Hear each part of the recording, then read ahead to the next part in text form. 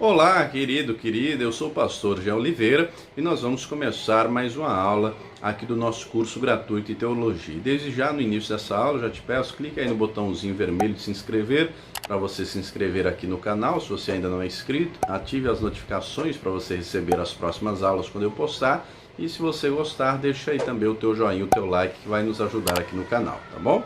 Hoje nós vamos estudar o nível Expert, a disciplina de Tipologia Bíblica 2. Nós vamos estudar a aula de número 26, ainda a respeito do livro do Êxodo. Nós vamos falar a respeito da Arca da Aliança, não é? E do lugar santíssimo, daquilo que estava, não é? Lá no lugar santíssimo. O versículo inicial está aqui na carta aos Hebreus, capítulo 9, que diz assim, deixa eu ler aqui. Mas depois do segundo véu, estava o tabernáculo, que se chama o Santo dos Santos, que tinha um incensário de ouro, a arca do concerto coberta de ouro toda em redor, em que estava um vaso de ouro que continha o maná, a vara de Arão que tinha florescido, e as tábuas do concerto, e sobre a arca os querubins da glória que faziam sombra no propiciatório. E aqui Hebreus 9, do 3 ao 5. Então, só recapitulando, né, o que já dissemos em aulas anteriores, o tabernáculo era todo desmontável, o povo estava em peregrinação pelo deserto, né, eles acampavam em um lugar, ficavam alguns dias e depois iam para outro local. Então tinham que desmontar tudo e levar.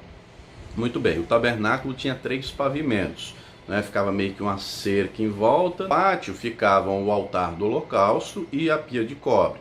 Depois, não é, havia a tenda da congregação propriamente dita. O primeiro local entrando na tenda era o lugar santo, onde de frente ficava o altar do incenso, do lado direito a mesa dos pães e do lado esquerdo o candelabro de ouro puro, a menorá. Muito bem, havia uma cortina, um véu que separava o lugar santo do Santo dos Santos. No Santo dos Santos havia um único móvel, que era a Arca da Aliança, que era o móvel mais sagrado que havia no tabernáculo. Lembrando, né, que essa perspectiva de fora para dentro representa, espiritualmente falando, a nossa caminhada enquanto pecadores rumo à presença, rumo à Shekinah de Deus. A Arca da Aliança representava a presença de Deus, né? Deus disse que sobre a tampa, né, o propiciatório, ele iria manifestar a sua glória, a sua presença, a sua Shekinah. Então o pecador primeiro ele entra pela porta da tenda, né, lá do pátio, tem que passar pelo altar do holocausto, depois pela pia de cobre, depois ele tem que entrar no lugar santo, para só depois entrar no Santo dos Santos. Lembrando que nós estamos estudando, né, tipologia bíblica, ou seja, a pessoa tem que entrar pela porta, que é Jesus. João 10:9, Jesus diz, eu sou a porta. Muito bem, entrou pela porta, que é Jesus, tem que dar de frente com o altar do holocausto, ou seja, com a cruz, com o sacrifício de Jesus, o sacrifício que Jesus fez em nosso lugar. Depois de crer no sacrifício de Jesus, tem que ser lavado com água, não é? Representa o batismo nas águas e também representa, não é, a purificação pela palavra, conforme diz lá Efésios 5:26, conforme diz João 15, verso 3, né, o Senhor Jesus diz, vós estáis limpos pela palavra que vos tenho dito, e depois entra mais uma vez na tenda da congregação, ou seja, entender, agora eu não sou mais um comum do povo, a partir de agora Jesus está na minha vida, eu sou sacerdote. Apocalipse 5, o texto diz que Jesus comprou para Deus homens e mulheres, não é, de toda a língua, povo e nação, e os fez para Deus reis e sacerdotes. Então eu tenho que entender, agora eu sou sacerdote, como diz 1 de Pedro 2:9, né?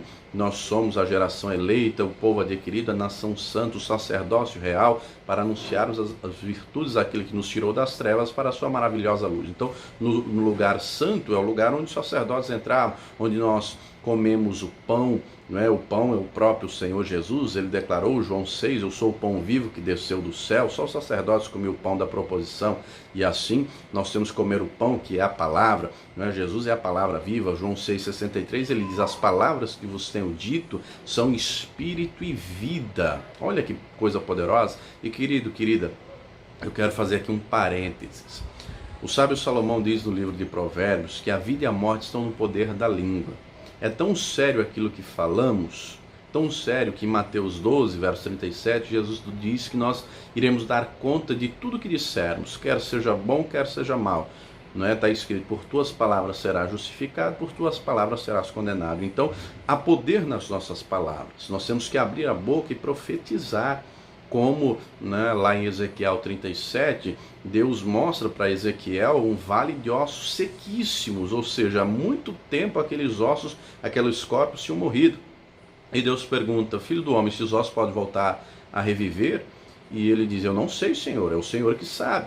E Deus diz, profetiza para que os ossos se unam. E ele profetizou, os ossos se juntaram e se formaram esqueletos. Ele profetizou, veio carne. Ele profetizou, veio nervos, veio pele. Ele profetizou e veio o espírito e se formou um grande exército. E ali na visão, Deus está mostrando tudo aquilo para Ezequiel, falando da situação do povo que estava na Babilônia e dizendo justamente que iria fazer tudo aquilo.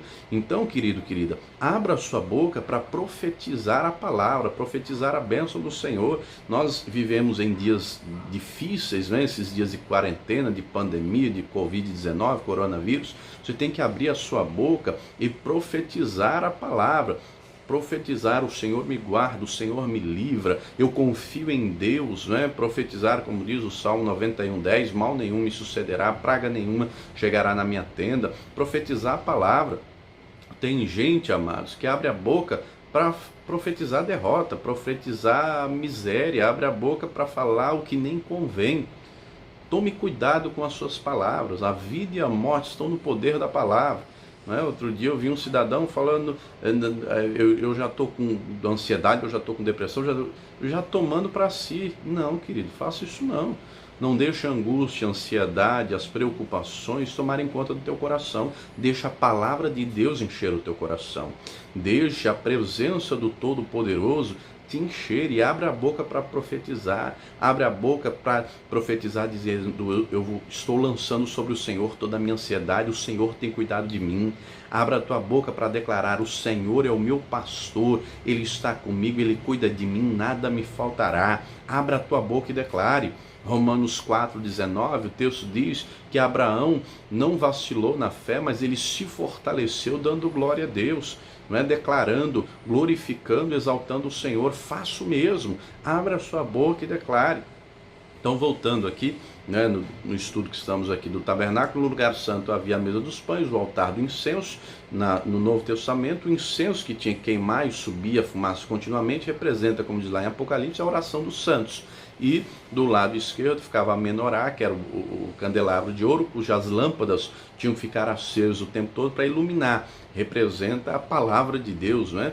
Está escrito que Salmo 119, verso 105, lâmpada para os meus pés é a tua palavra e luz para o meu caminho.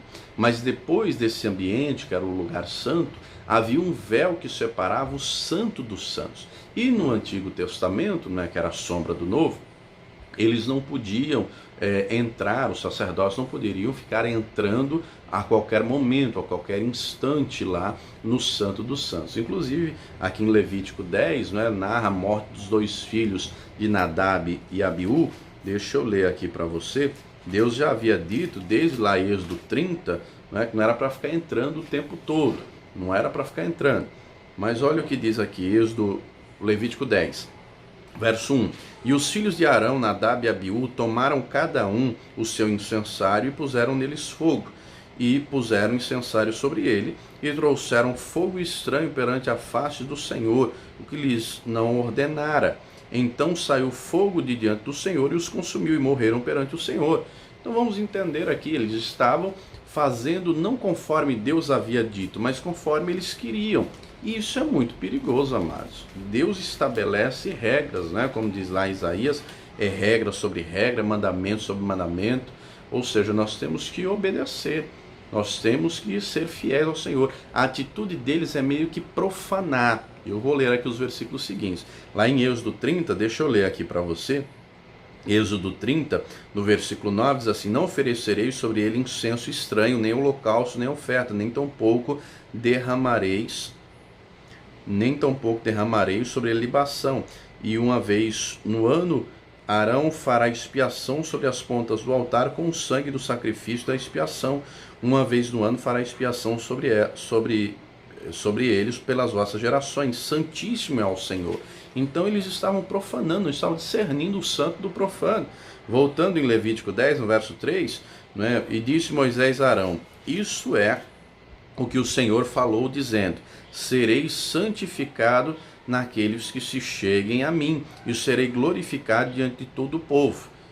Porém Arão calou-se, não é? E Moisés vai mandar retirar o corpo de ambos lá, vai mandar retirar o corpo de ambos, e olha o que diz no versículo 8: e falou o Senhor a Arão, dizendo: vinho ou bebida forte, tu e teus filhos contigo não bebereis, quando entrares na tenda da congregação, para que não morrais. Estatuto perpétuo será isso entre as vossas gerações, para fazer diferença entre o santo e o profano, entre o imundo e o limpo, e para ensinar aos filhos de Israel todos os estatutos que o Senhor lhes tem falado pela mão de Moisés. Com base nesse texto aqui, que eu acabei de ler, Levítico 10, muitos estudiosos afirmam que Nadab e Abiú estavam, na verdade, bêbados. Eles estavam bêbados e entraram lá e profanaram aquilo que era santo. Deus vai deixar claro aqui para Arão, não é, que eles não podiam beber bebida forte nenhuma e tinham que discernir, tinham que fazer diferença. Olha o versículo 10, Levítico 10, 10. Para fazer diferença entre o santo e o profano. Todo aquele tabernáculo, toda a tenda, tudo, né, falamos em aulas anteriores, havia sido consagrado a Deus. Os ministros, que eram os principais, que eram os que deviam dar exemplo, não podiam fazer de qualquer maneira, amados. Não podiam.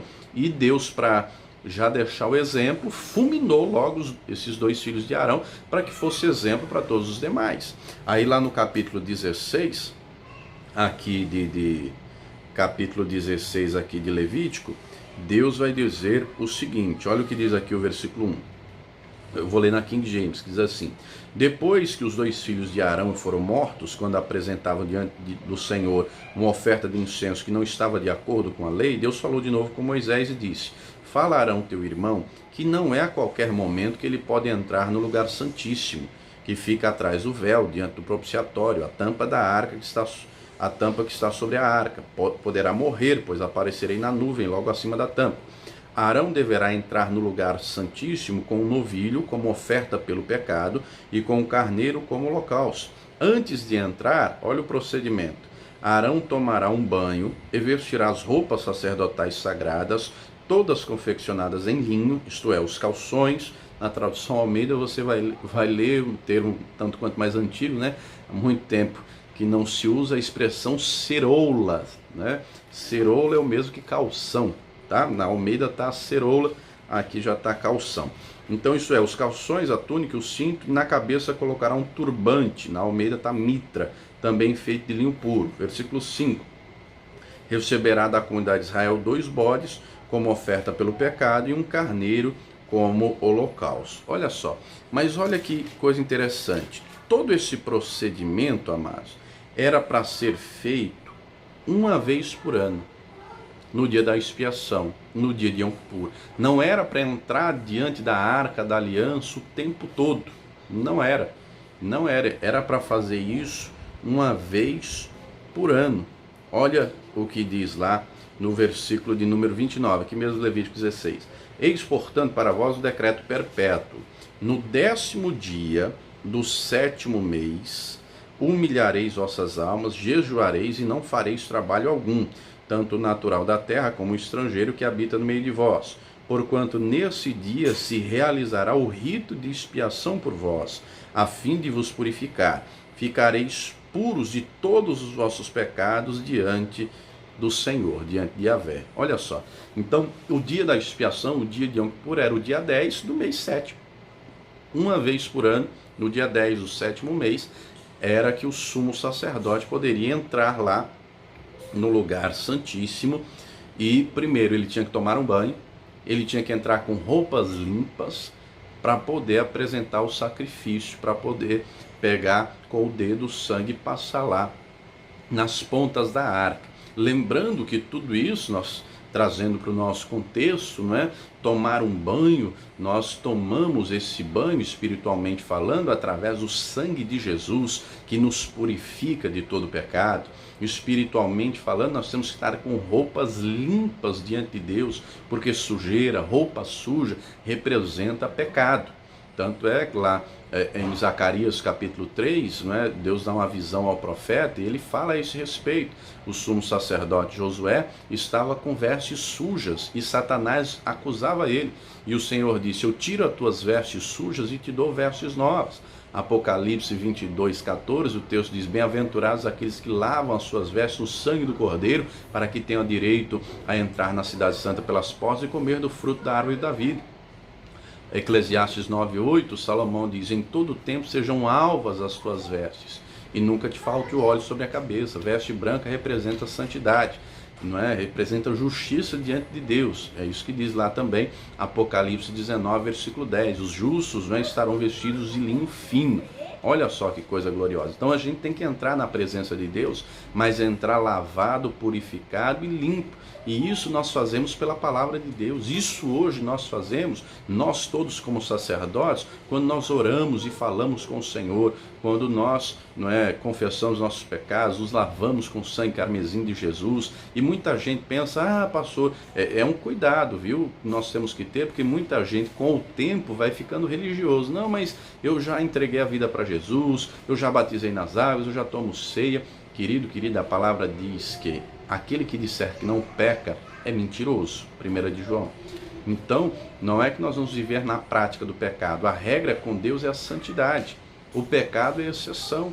Agora, para entrar na presença de Deus, primeiro tem que entrar lavado e remido no sangue do Cordeiro. Lavado e remido no sangue do Senhor Jesus, aí sim entrar no lugar santíssimo, na presença do Todo-Poderoso. Então, no Antigo Testamento, né, eles só poderiam entrar uma vez por ano. É óbvio, com o passar do tempo, isso foi evoluindo, porque foi crescendo o número de pessoas, né, da tribo de Levi, e aí chegou o tempo no Novo Testamento, já haviam turmas, né? Um episódio interessante é o que tem lá em Lucas capítulo 1, quando Zacarias, esposo da Isabel, que serão os pais de João Batista, ele entra lá para a expiação. O temor depois da morte dos filhos de Arão foi tão grande, que eles começaram, né, a amarrar uma corda na cintura do sumo sacerdote para que ele entrasse para apresentar o sacrifício, para colocar o sangue lá no dia da expiação. Por quê? Se ele morresse, se ele estivesse em pecado, ele só puxar uma corda. Olha só, a tradição, não é, começou pela tradição, pelo temor de morrer, começaram a fazer isso. E assim conta a tradição judaica. Mas no tempo de Zacarias, ele está lá, quando o anjo Gabriel aparece para ele, fala com ele que ele ia ter um filho e tudo mais. Ele não acredita, porque ele já era muito velho, ele acaba ficando mudo durante os 9 meses da gestação, tá? Mas muito bem, voltando aqui na apostila, na página 2, o texto vai dizer que tanto o animal tinha que ser perfeito, não é, que fosse levado, que fosse sacrificado, e o sangue levado lá no lugar santíssimo, também quanto o sacerdote. O sacerdote não poderia ter defeito nenhum. Lá em Levítico, no capítulo 21, versículo 17 a 23, assim: falarão dizendo: ninguém dentre os teus descendentes, por todas as suas gerações, que tiver defeito, se chegará para oferecer o pão do seu Deus, pois nenhum homem que tiver algum defeito se chegará, como cego, ou coxo, ou de nariz chato, ou de membros demasiadamente compridos, ou o homem que tiver o pé quebrado, ou a mão quebrada, ou for corcunda, ou anão, ou que tiver belido, ou sarno, ou impingens, ou que tiver testículo lesado. Nenhum homem dentre os descendentes de Arão, o sacerdote, que tiver algum defeito, se chegará para oferecer as ofertas queimadas do Senhor. Ele tem defeito. Não se chegará para oferecer o pão do seu Deus. Comerá o pão do seu Deus, tanto do Santíssimo como do Santo, contudo não entrará além do véu, não se chegará ao altar, porquanto tem defeito, para que não profane os meus santuários, que eu sou o Senhor, que os santifico. Então, aqui Deus deixa claro, na perspectiva do Antigo Testamento, para entrar no Santo dos Santos não poderia ter defeito nenhum. Na perspectiva do Novo Testamento, amados, a palavra deixa claro que Deus não faz acepção de pessoas. Então, para entrarmos na presença gloriosa do Senhor, nós não entramos de qualquer maneira. Não é? Aqui os defeitos que antigamente eram físicos, não é? Na perspectiva do Novo Testamento, é algo que tem que ser aperfeiçoado espiritualmente falando. Nós temos que chegar com inteireza de coração, com certeza de fé, como diz lá em Hebreus 10, né? A sala do trono está aberta, como diz Hebreus 4,16. Nós podemos nos achegar, mas para nos achegar tem que ser lavado e remido no sangue do Cordeiro, tem que ser com um coração sincero e verdadeiro, tem que ser conforme a palavra do Senhor. Tá bom? Então, muito bem. Dentro lá do lugar santíssimo havia a Arca da Aliança, que era o móvel mais sagrado. A aliança tinha cerca de 1 metro de comprimento por 70 de largura e 70 de altura. Muito bem. E dos lados, 2 argolas para que varas atravessassem. Era de madeira de acácia, banhada em ouro, né, forrada por dentro e por fora com ouro. E a tampa, né, o propiciatório, era uma peça de ouro com 2 querubins, um apontando as asas assim de frente para o outro. Né? Essa peça era chamada propiciatório e representava, né, a presença de Deus, porque Deus disse justamente entre um querubim e outro é que a glória do Senhor irá se manifestar e que ele iria falar com Moisés lá, que a Shekinah dele iria se manifestar. Muito bem, dentro da Arca da Aliança haviam 3 coisas, as tábuas da lei, a vara de Arão que floresceu e o pote de ouro com maná. Então vamos falar de cada um desses itens, não é? Tá aqui já estou aqui na página 3 da apostila. As tábuas da lei, está escrito lá em Êxodo 25:16, né? Depois porás na arca do testemunho que eu te darei, as tábuas da lei. Então, as tábuas da lei traziam os mandamentos, ou seja, a palavra de Deus, a vontade de Deus para o ser humano. E representa também, não é, o Senhor Jesus, porque o Senhor Jesus veio fazer a vontade de Deus, veio fazer aquilo que agrada ao Pai. Lá no texto do Salmo, diz assim, Salmo 40, verso 8, agrada-me fazer a tua vontade, ó Deus meu, dentro de meu coração está a tua lei. Então a palavra de Deus tem que estar no nosso coração. Também Deuteronômio capítulo 6, né? As palavras que hoje te ordeno estarão no teu coração. A palavra do Senhor tem que estar aqui, Salmo 119, 11, escondi a tua palavra no meu coração para não pecar contra ti. Deus não quer, queridos, que a palavra dele seja só no papel. Deus quer que ela esteja no nosso coração, na nossa mente, na nossa boca.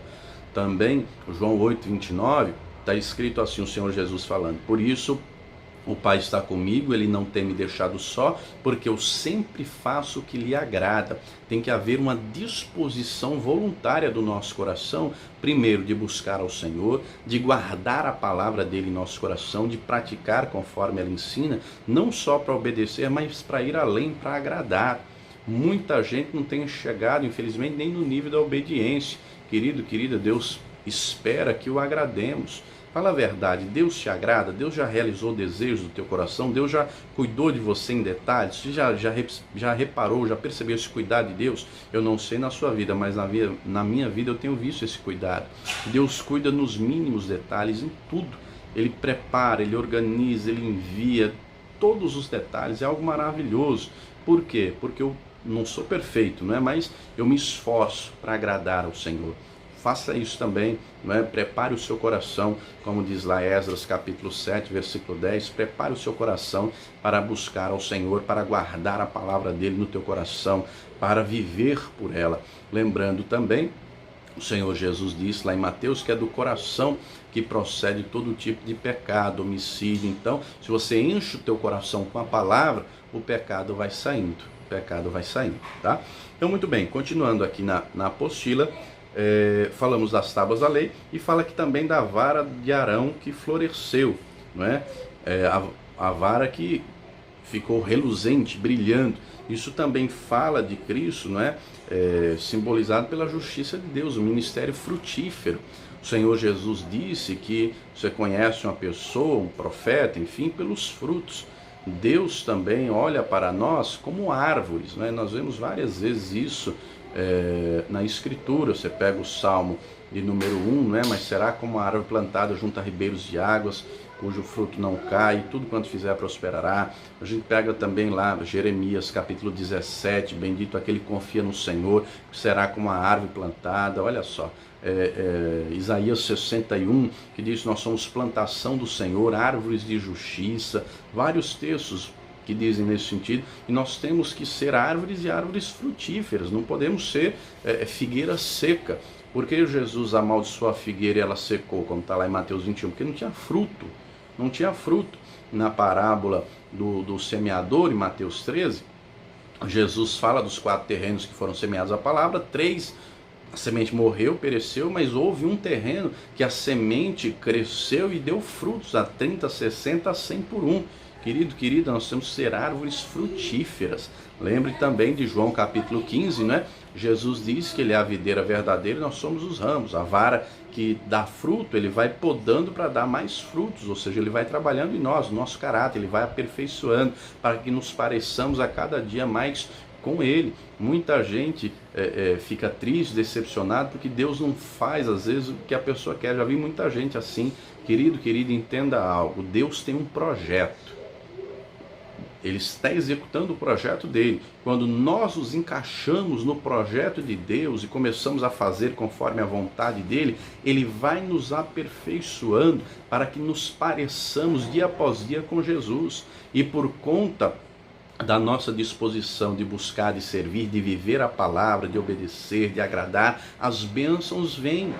As bênçãos vêm. Deuteronômio 28 é promessa: se ouvirmos e obedecermos, todas essas bênçãos virão sobre ti e te alcançarão. Tem gente correndo atrás da bênção, tem gente que só busca bênção, bênção, bênção, bênção, e esquece de ter um caráter aperfeiçoado. Busque ao Senhor, busque a face dele, não as mãos dele, que você vai começar a contemplar a glória dele e um rio de bênção fluirá. Deus não tem uma bênção para te dar não, querido, ele tem um pacote completo de bênção, mas depende de você, depende de nós, do nosso procedimento, do nosso caráter, da nossa busca, dos nossos frutos, não é? Lembrando que o primeiro fruto que o cristão precisa dar é um fruto que eu chamo de fruto de conversão, né? Que está lá em Gálatas 5:22, que é as características do caráter de Jesus.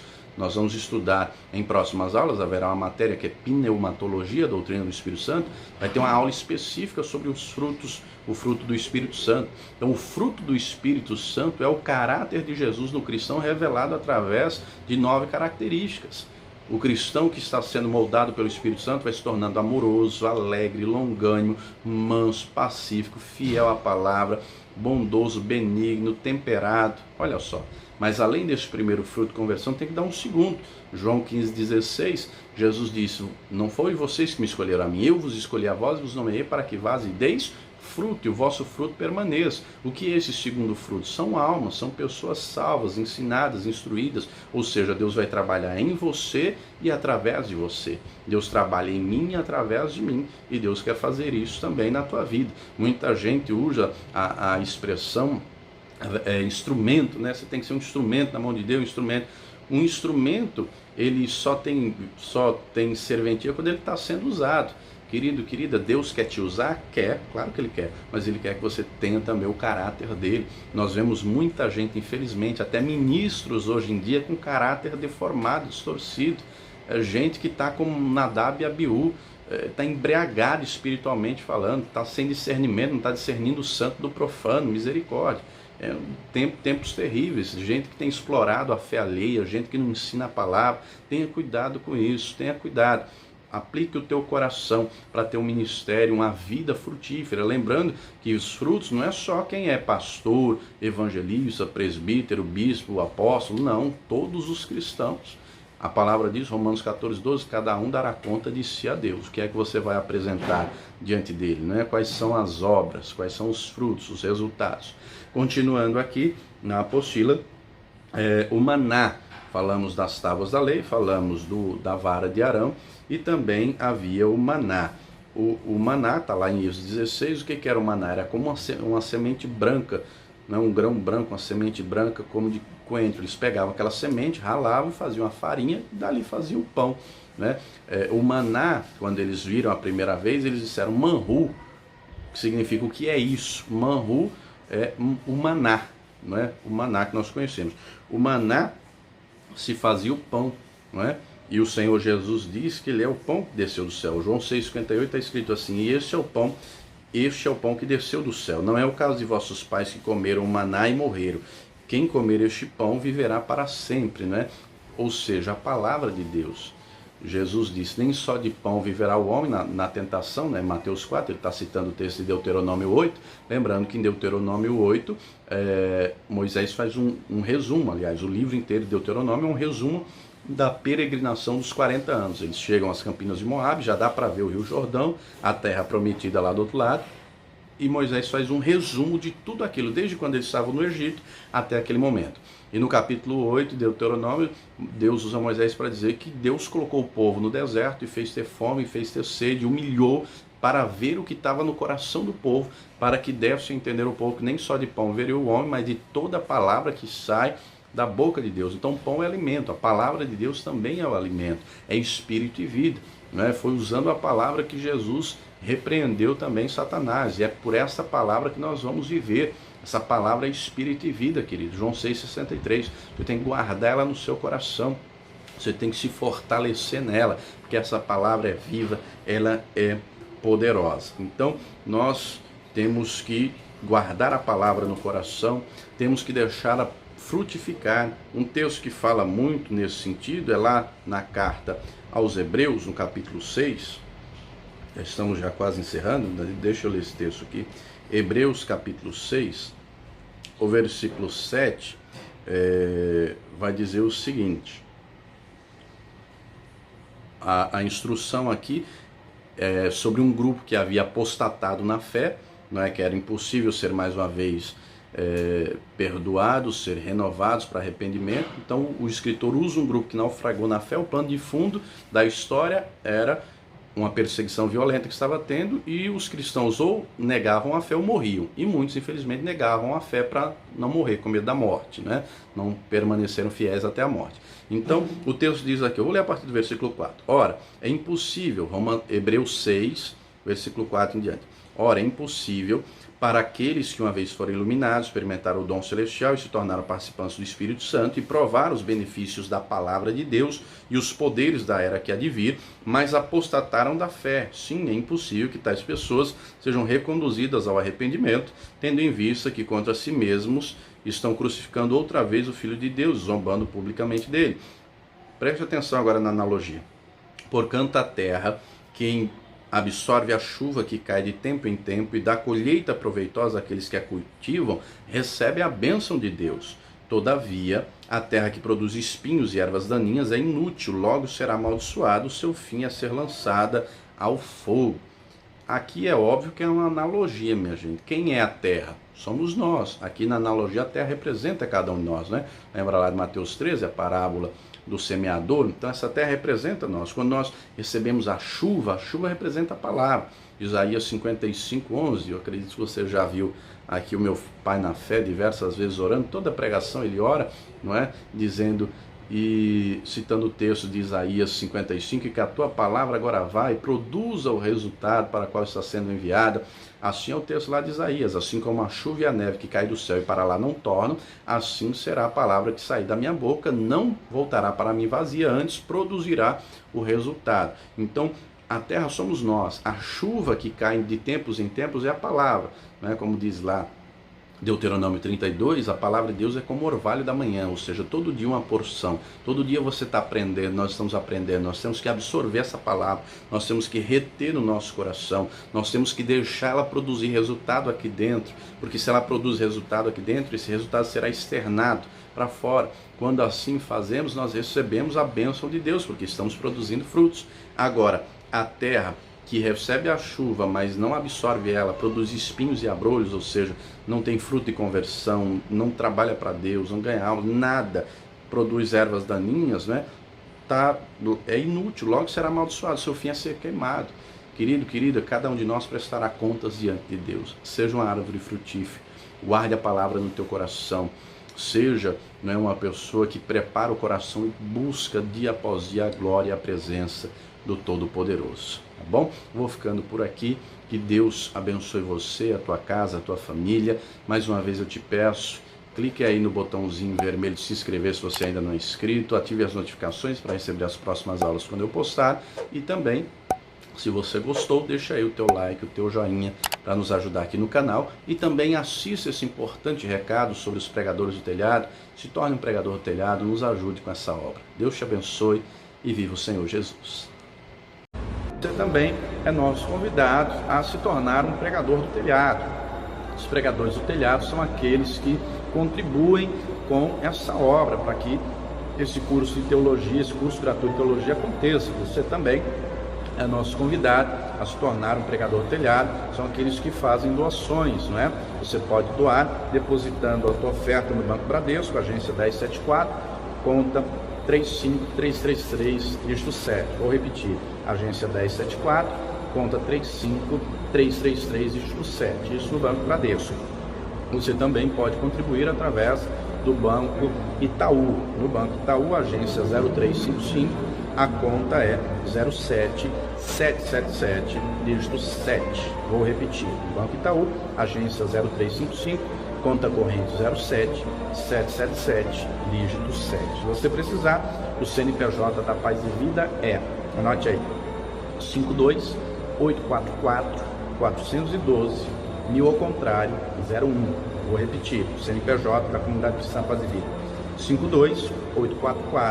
52844-412, 1000 ao contrário, 0. A Escola Superior de Teologia João Henrique Palharim é mantida pela Comunidade Cristã Paz e Vida. Então, torne-se um pregador do telhado. Hoje é muito fácil, né? Você tem aí um celular, um notebook, um tablet, está aí na tua mão, você pode fazer a doação, pode contribuir, e eu tenho plena certeza que o Senhor nosso Deus vai te recompensar abundantemente. Amém?